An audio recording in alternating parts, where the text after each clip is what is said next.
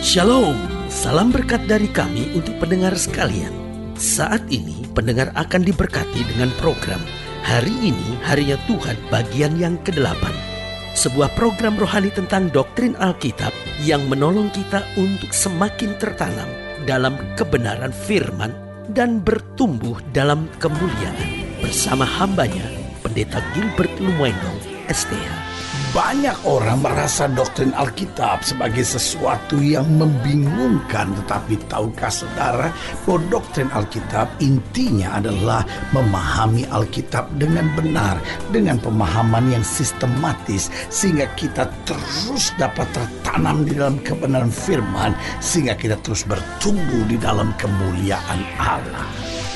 Buka hati saudara sekalian untuk menerima berkat-berkat firman-Nya hari ini. Kalau kita mau bagi dunia ini dengan manusia-manusia di dalamnya, maka kita akan bagi manusia yang ada dalam dunia ini dalam dua kelompok besar. Yang pertama adalah orang-orang rohani, dan yang kedua adalah orang-orang duniawi. Nah, ini menarik kalau kita katakan orang-orang rohani dan orang-orang duniawi. Nah, apa pertanyaannya? Apa sebetulnya perbedaan antara orang duniawi dan orang rohani? Banyak orang berpikir gini, oh iya saya ngerti, orang rohani itu pokoknya orang yang hari-harinya terlibat dalam kegiatan-kegiatan rohani. Pokoknya tokoh-tokoh agama, mereka-mereka yang terlibat dalam kegiatan-kegiatan keagamaan, mereka-mereka yang terlibat dalam kegiatan-kegiatan gerejawi. Nah, itu loh orang-orang rohani. Tapi saya hari ini mau ingatkan, mungkin kalimat ini mengejutkan buat saudara. Ada banyak orang-orang yang menyebut dirinya orang-orang rohani. Sebetulnya hanyalah memakai topeng-topeng kerohanian. Tetapi hatinya penuh dengan kepalsuan. Itu sebabnya banyak orang yang bersembunyi di balik kegiatan keagamaan, tapi hidup kawin cerai. Orang-orang yang hidup di balik jubah-jubah keagamaan, tetapi akhirnya merancang kejahatan buat orang lain. Orang-orang yang memakai topeng-topeng keagamaan, tetapi hidupnya sebetulnya sedang memperkaya dirinya sendiri. Orang-orang yang memakai topeng-topeng keagamaan dan menyebut diri sebagai orang-orang tokoh-tokoh agama, tapi terlibat dengan kuasa-kuasa kegelapan. Padahal dia sebetulnya seorang dukun, padahal dia sebetulnya seorang paranormal, dan sedang bersembunyi di balik jubah-jubah keagamaan.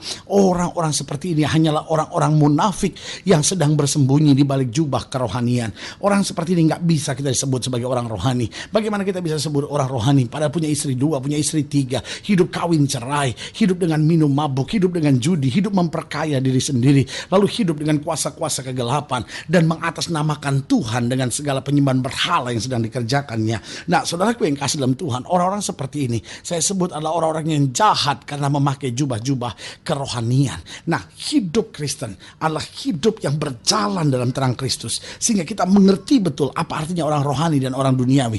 Orang rohani adalah orang-orang yang menjadikan Kristus sebagai Tuhan dan Raja dalam hidupnya.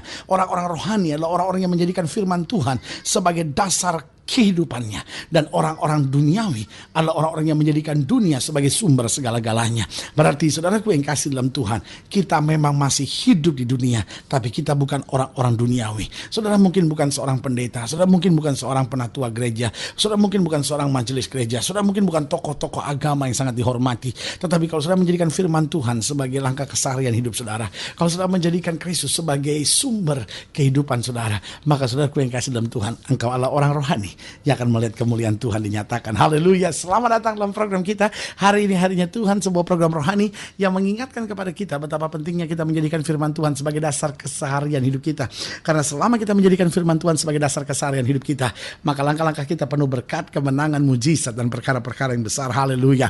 Dan dalam program ini kita sedang mengupas tentang siapakah itu orang-orang rohani, apakah itu orang-orang rohani. Karena saudaraku yang kasih dalam Tuhan, Paulus memang tegaskan bahwa kita masih ada di dunia, tapi kita tidak berjuang secara duniawi. Artinya kita masih ada di dunia, tapi kita bukan orang-orang duniawi. Dan menjadi orang rohani bukan berarti kita harus terlibat 24 jam dalam kegiatan-kegiatan rohani. Bukan itu.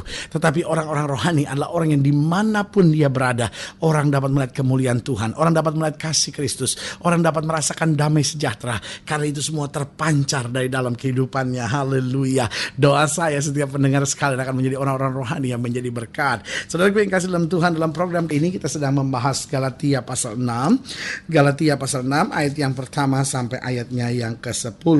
Galatia 6 ayat yang pertama sampai ayat yang ke-10. Demikian firman Tuhan. Saudara-saudara, kalaupun seorang kedapatan melakukan sesuatu pelanggaran, Maka perhatikan baik, kamu yang rohani. Nah, jadi Paulus sedang tekankan kan bahwa ada orang-orang yang beragama tapi duniawi, tapi ada orang-orang yang beragama dan dia adalah orang yang rohani. Jadi kalaupun seorang kedapatan melakukan suatu pelanggaran, maka kamu yang rohani harus memimpin orang itu ke jalan yang benar dalam roh lemah lembut, sambil menjaga dirimu sendiri supaya kamu jangan kena pencobaan. Bertolong-tolonglah menanggung bebanmu, demikianlah kamu memenuhi hukum Kristus. Sebab kalau seorang menyangka bahwa ia berarti, padahal ia sama sekali tidak berarti, ia menipu dirinya sendiri. Baiklah, tiap-tiap orang menguji pekerjaannya sendiri, maka ia boleh bermegah melihat keadaannya sendiri dan bukan melihat keadaan orang lain. Sebab tiap-tiap orang akan memikul tanggungannya sendiri. Dan baiklah dia yang menerima pengajaran dalam firman, membagi segala sesuatu yang ada padanya dengan orang yang memberikan pengajaran itu. Jangan sesat. Allah tidak membiarkan dirinya dipermainkan, karena apa yang ditabur orang itu juga yang akan dituainya. Sebab barang siapa menabur dalam dagingnya, ia akan menuai kebinasaan dalam dagingnya. Tapi barang siapa menabur dalam roh, ia akan menuai hidup yang kekal dari roh itu. Janganlah kita jemu-jemu berbuat baik, karena apabila sudah datang waktunya, kita akan menuai jika kita tidak menjadi lemah. Karena itu selama masih ada kesempatan bagi kita, marilah kita berbuat baik kepada semua orang, tetapi terutama kepada kawan-kawan kita seiman. Nah, saudaraku yang kasih dalam Tuhan, jadi sekali lagi saya mau tegaskan bahwa orang rohani bukan hanya mereka yang terlibat dengan kegiatan-kegiatan rohani, tetapi orang rohani akan memiliki ciri hidup yang jelas. Yang pertama, sudah bisa lihat pada ayat yang pertama, dikatakan apa di situ, saudara-saudara? Kalaupun seorang kedapatan melakukan suatu pelanggaran, maka kamu yang rohani harus memimpin orang itu ke jalan yang benar dalam roh lemah lembut, sambil menjaga dirimu sendiri supaya kamu juga jangan kena pencobaan.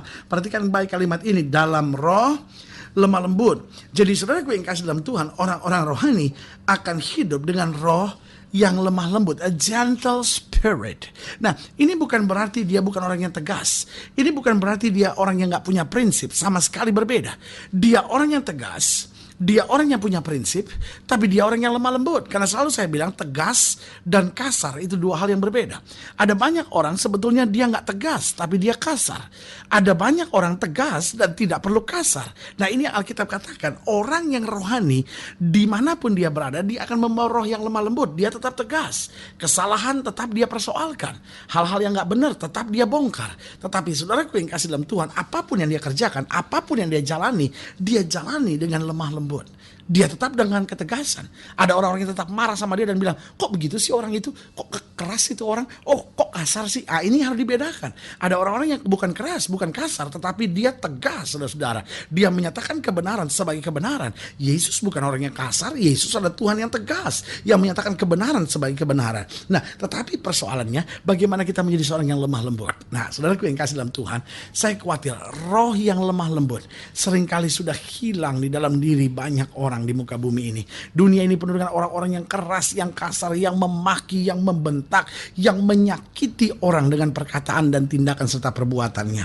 Tapi saudaraku yang kasih dalam Tuhan, hidup Kristen yang sebenarnya adalah hidup yang lemah lembut. Dia ada dengan prinsip yang tegas, dia ada dalam prinsip yang jelas, tetapi hidupnya senantiasa menyatakan kelemah lembutan dari kuasa Kristus.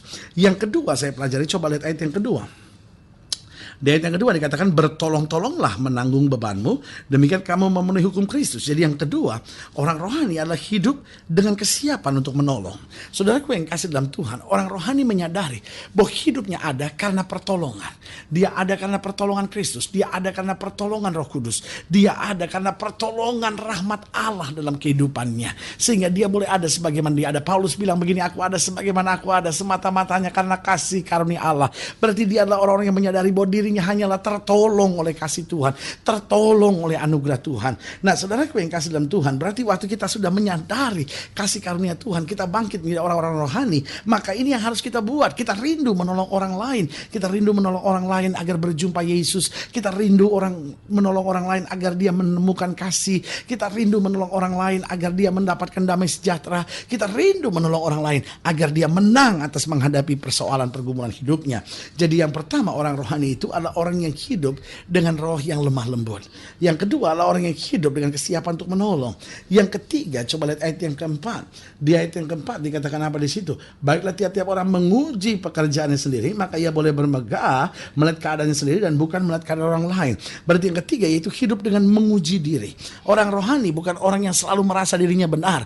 Orang rohani bukan orang yang merasa dirinya yang paling baik. Tetapi orang rohani adalah orang yang selalu menguji dirinya sendiri. Daud bilang begini, ujilah aku Tuhan, cobalah aku, adakah mataku, hatiku tertuju kepada Tuhan. Saudaraku yang kasih dalam Tuhan, kita gampang sekali menghakimi orang. Wah, suami saya begini, wah istri saya begini. Kita gampang sekali menghakimi orang. Bos saya di kantor begini, teman sekerja saya begini. Kita gampang sekali menghakimi orang. Bawahan saya itu begini, teman kerja saya itu begini. Kita gampang sekali menghakimi orang. Tapi kita tidak menguji diri kita sendiri. Jangan orang itu begitu, karena kita sendiri yang punya sikap yang keliru. Nah, orang-orang yang menguji diri akan menjadi orang-orang yang rendah hati. Orang-orang yang menguji diri akan menjadi orang-orang yang sabar. Orang-orang yang menguji diri akan menjadi orang yang belajar menerima orang lain dengan kekurangan dan kelebihannya masing-masing. Haleluya. Jadi saudaraku yang kasih dan Tuhan, orang rohani yang pertama hidup dengan roh yang lemah lembut. Yang kedua hidup dengan kesiapan untuk menolong. Yang ketiga hidup dengan menguji diri. Dan yang keempat, haleluya. Coba lihat ayat yang ketujuh. Dikatakan jangan sesat. Allah tidak membiarkan dirinya dipermainkan. Karena apa yang ditabur orang itu juga yang akan dituaikan. Berarti yang keempat saya pelajari, apa ciri orang rohani? Yang keempat, dia hidup dengan hukum tabur tuai. Dia sadar betul apa yang dia tabur, itu yang dia tuai. Dia tabur kebencian, dia tuai kebencian. Dia tabur kasih, dia tuai kasih. Dia tabur amarah, dia tuai amarah. Dia tabur kesombongan, dia tuai kesombongan. Tapi waktu dia tabur cinta, dia tabur kasih, dia tabur kesetiaan, dia tabur kebenaran, dia tabur sukacita, maka itu juga yang dia tuainya. Saudaraku yang kasih dalam Tuhan, makanya Alkitab memberikan rahasia yang sangat luar biasa. Apa yang kau tidak ingin orang lain perbuat kepadamu, jangan kau perbuat bagi orang lain itu. Apa yang kau ingin orang lain perbuat kepadamu, perbuatlah juga demikian kepada orang lain. Berarti saudaraku yang kasih dalam Tuhan, hidup rohani bukan tergantung berapa lamanya dia di gereja dalam sehari, tapi hidup rohani bagaimana dia membawa gereja, bagaimana dia membawa bait Allah senantiasa dalam kehidupannya sendiri, supaya lewat hidupnya nama Tuhan dapat dipermuliakan. Haleluya. Kalau lagi di lain yang lebih jauh, hubungi kami melalui telepon, hubungi kami melalui surat, kunjungi website kami, karena kami ada untuk membawa Bapak Ibu sudah senantiasa lebih dekat pada Tuhan dan mengalami kasih kuasa mujizat yang luar biasa. Haleluya. Melalui program ini secara khusus juga saya mau berdoa untuk setiap saudara yang sakit, setiap saudara yang berbeban berat, karena kita percaya bahwa bagi Allah tidak ada perkara yang mustahil. Nah, setiap saudara yang ingin didoakan secara khusus, boleh taruh tangan kanan saudara di dada dan kita doa. Bapa, dalam nama Yesus, hamba doa buat yang sakit, hamba doa buat yang berbeban berat, hamba doa buat setiap mereka yang menghadapi masa-masa yang sukar. Hamba berdoa di dalam nama Yesus, Tuhan jamah, Tuhan pulihkan, Tuhan bangkitkan iman bahwa mereka untuk melihat kemuliaan Tuhan. Mereka yang sedang bergumul dengan rumah tangganya, mereka yang mungkin selama ini merasa, Tuhan saya ini orang duniawi sekali, Tuhan jamah sekarang, sehingga kami semua boleh bangkit menjadi orang-orang rohani yang mengasihi Tuhan dan menjadi berkat buat sesama. Di dalam nama Yesus kami berdoa dan bersyukur. Haleluya. Amin. Saudara gue yang kasih dalam Tuhan, kita sudah berdoa. Ingat, Allah tidak pernah lalai menepati janjinya. Inilah saatnya buat kita untuk bangkit bersemangat, bersukacita dalam menghadapi segala perkara, karena kita tahu di dalam Yesus kita lebih daripada orang-orang yang menang. Doa saya menyertai saudara. Sampai berjumpa pada program berikut, dan jangan lupa jadikan hari ini harinya Tuhan. Haleluya.